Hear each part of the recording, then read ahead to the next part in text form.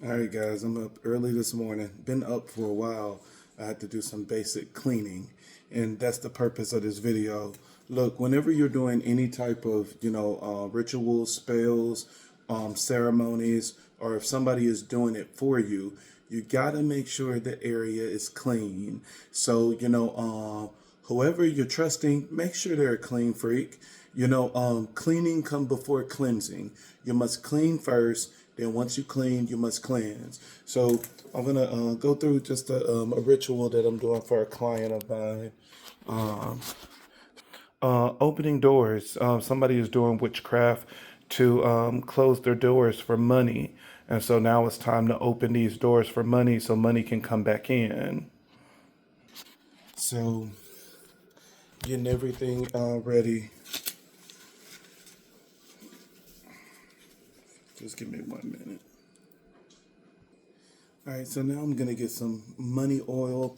I'm gonna douse this with some money oil. Actually, I'm gonna stuff some bay leaves up in here too, and some nutmeg, and I'll do some paprika for things to come in faster.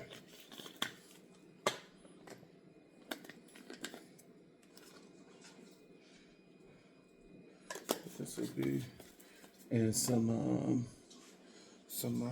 John the Conqueror oil.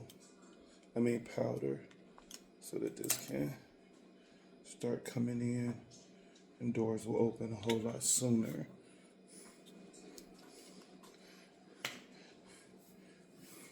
And this is a full-blown ceremony, so it uses animals. I know that's the part that some people don't like. It's like, save the animals. Everything in Ifa is really Old Testament.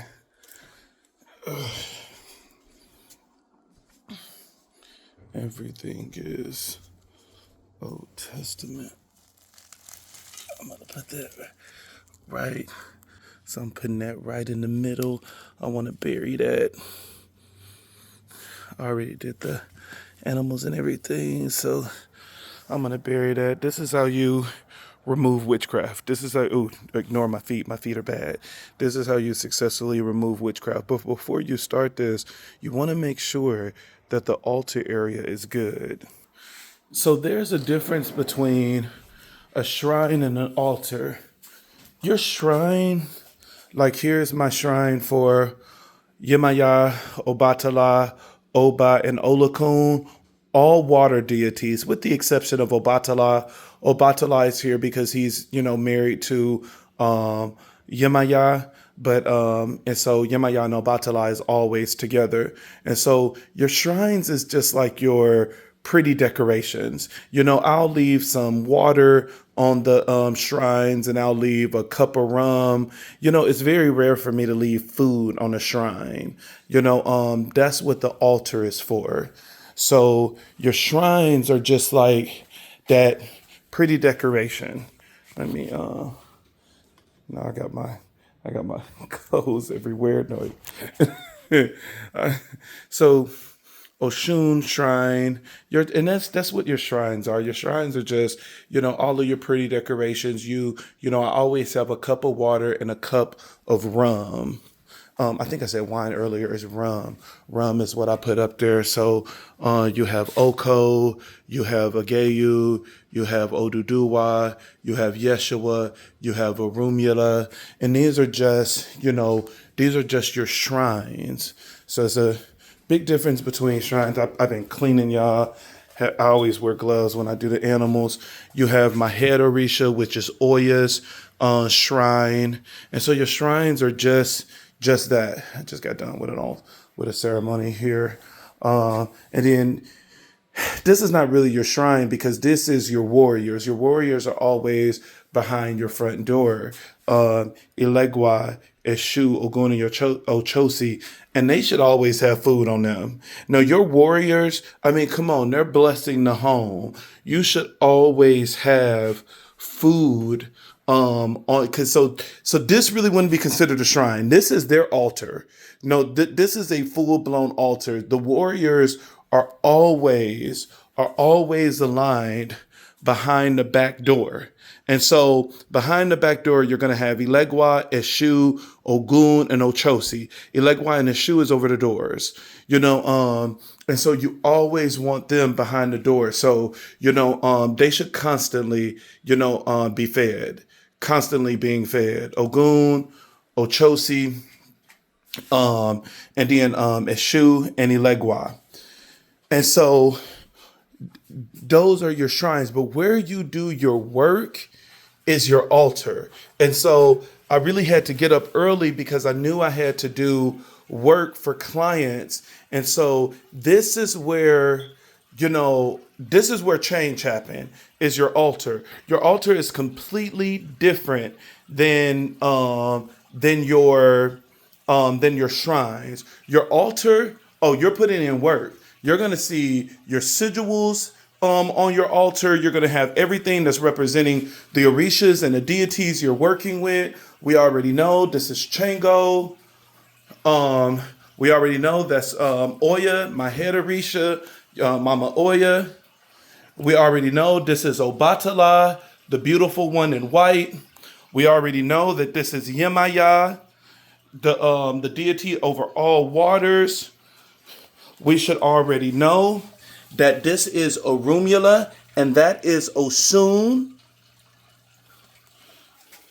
And one of the most popular deities, of course, we know that this is Oshun. So everything should be clean, candles and everything. You already got all of your offerings and everything out, that you're giving them everything that they need. You have Eshu. I have more deities, but I don't want to go over them and let people know who they are.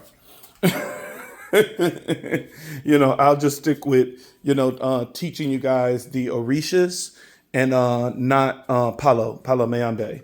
I'm scratched in Palo and I work with deities in Palo. And especially with doing things online, sometimes people tend to try to do witchcraft and stuff like that. And so you don't want to give your full hand. I'll let people know that, hey, I work with the Orishas all day, every day, because I'm an Orisha priest. But when it comes to some of the things that I do in Palo Mayambe, I don't like to expose that to people. I don't like people to know the deities and stuff that I work with there, because when they try to do spell work, they'll realize who it is, And so, you don't want to give, too much. It's a really thin line whenever you're doing things. Whenever you're doing things on a public forum, you want to educate and give as much information as possible, but you don't want to give your full hand. Oh, let me get the rum. So when it comes to rituals, and right now I'm doing it because of the full moon. Boy, that full moon is looking, so beautiful. Man, look at that moon. Look at that energy of the moon, Ashe, shining right down on this ritual. The two important things about rituals and ceremonies and stuff like that is cleansings and offerings. You need to cleanse the hell out of yourself. Cleanse in the beginning, cleanse at the end, cleanse throughout the week. Cleansing is very important. You can do an egg cleanse, you can do a spiritual bath, you can do oils, cleanse like crazy. And every step in the process, you give offering. You're giving offerings to the deities. You're giving offerings to the herbs. You're giving you're giving offerings to the elements that you're using, the element of earth, the element of fire, the element of wind, the element of water. You're giving offerings to everything.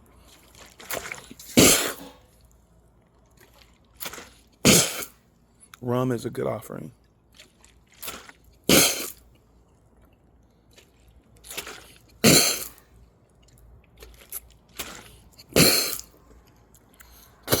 Because we want to remove this witchcraft and we want to open doors. Burn up all of this witchcraft. And this is how we get rid of witchcraft.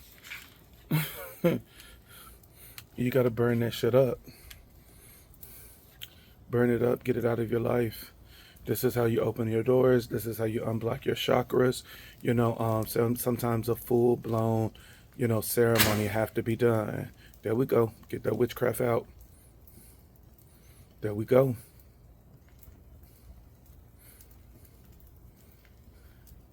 And that's what this is all about, is removing this negative witchcraft.